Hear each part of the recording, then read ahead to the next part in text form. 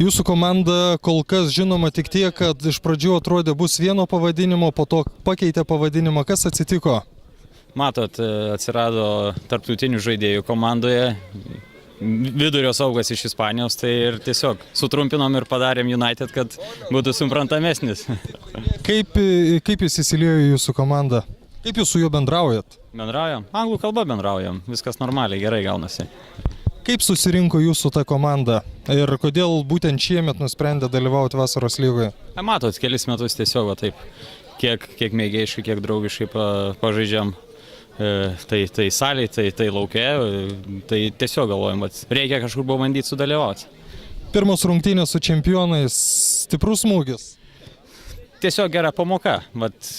Pirmą kėlinį bandėm nuo gynybos, tai 1-0 gan tikrai gynėmės, o pabandėm užpulti, mažai nepasirodė. Ačiū.